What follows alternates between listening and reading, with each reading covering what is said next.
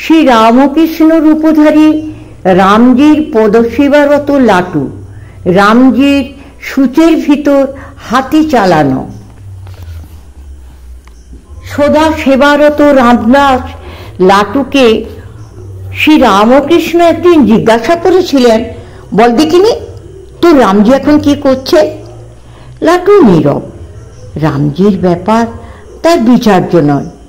রঙ্গপ্রিয় ঠাকুর সহাস্যে নিজেই বলে দিলেন, ওরে এখন তো রামজি সূচের ভিতর হাতি চালাচ্ছেন। উত্তর জীবনে লাটু যখন অদ্ভুত আনন্দে অধিষ্ঠিত, স্বামী অদ্ভুতানন্দ, তখন সেদিনের এই স্মৃতিকে তিনি সম্মুখেই ব্যক্ত করতেন এবং বলতেন, আমার যা কিছু সব তাঁর দৌলতে। উনিই তো আমাকে শুনালেন রামজির ব্যাপার। তিনি আমাকে বললেন, বল দেখিনি তোর রামজি এখন কি করছেন? শুনে হামনি তো অবাক হয়ে গেল। রামজির ব্যাপার আমি কি বুঝতে পারে? পরে ঠাকুরের উক্তি, সূচের ভিতর রামজির হাতি চালাবার কথাটিও তিনি আবেগ জড়ানো স্বরে বারবার শোনাতেন। কি অর্থ বুঝতে চাইলে বুঝিয়ে দিতেন। তা বুঝলে না, আমার এতটুকু আধার, আমার মধ্যে তিনি সাধন ঢেলে দিচ্ছিলেন। সাধন ঢেলে দেওয়ার বিচিত্র প্রণালী। যোগ্য পাত্রে এমন কত রহস্যময় উপায়ে সাধন ঢেলে দেন তিনি। এখানে সাধন ঢালা মানে ইষ্ট স্বরূপকে অপরোক্ষ করার চাবিকাঠিটি দিয়ে দেয়া, দিব্য দৃষ্টি প্রদান করা। লাটু তৎকালে যার পদসেবার রত, তিনি যে আর কেউ নন, স্বয়ং শ্রী রামজি। এইটি উক্ত হেয়ালির তাৎপর্যার্থ।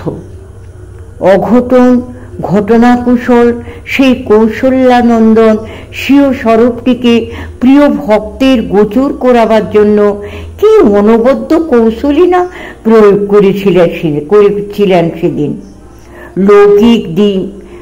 লৌকিক বিদ্যালয়সীন এক দেহাতি বালককে জ্ঞানীকুলের অগ্রগণ্য সকল গুণনিধান অঞ্জনানন্দনের সমান অধিকার প্রদান, বাস্তবিকই সূচের ভিতর হাতি চালানো।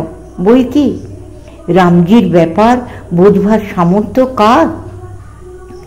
আরো কিছুদিন বাদে উল্লিখিত রামজির ব্যাপার নবতর আলোকে লাটুর অনুভবগম্য হয়েছিল। রামজির সন্ধান প্রাপ্ত হলো, একটু বুঝি অপূর্ণতা তখনও থেকে গিয়েছিল তার উপলব্ধিতে। প্রাপ্তিকে পরম প্রাপ্তিতে সম্পূরিত করতে আরও একটু কিছু অপেক্ষা ছিল। তখনও অবধি মা জানকীর সাক্ষাৎকার হয়নি, যার কৃপা কটাক্ষ দেবতারাও বাঞ্ছা করেন।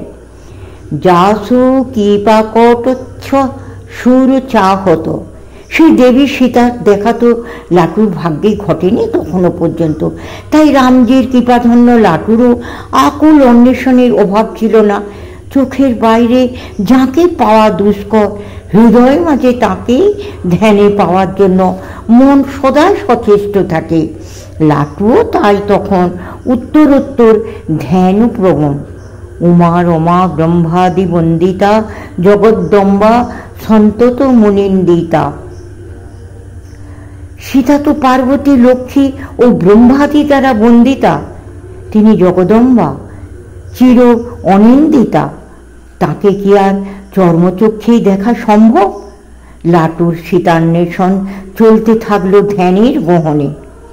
একদিন ঝাউতলার দিকে যেতে শ্রী রামকৃষ্ণ লক্ষ্য করলেন লাটু পঞ্চবটিতে নিশ্চল নিথর ধ্যানমগ্ন।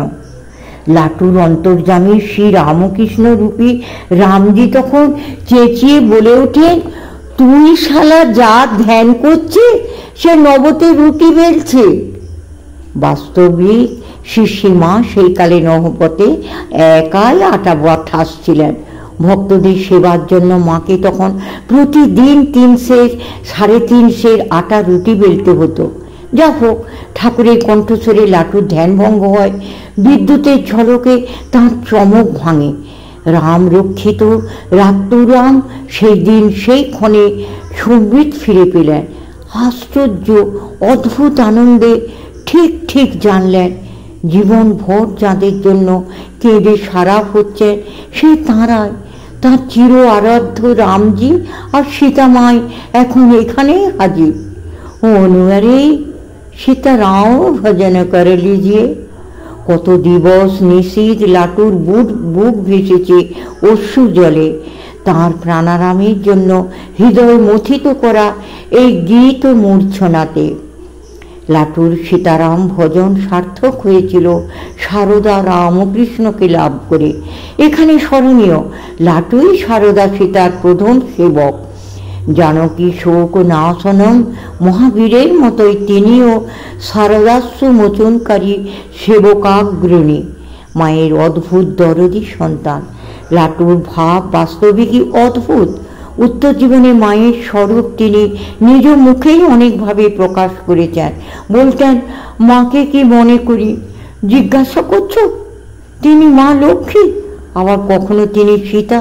কখনো কখনো আবেগ জড়িত কণ্ঠে লাটু মহারাজ বলেছেন, মাকে মানা কি সহজ কথা রে। তাঁর ঠাকুরের পূজা তিনি গ্রহণ করেছেন।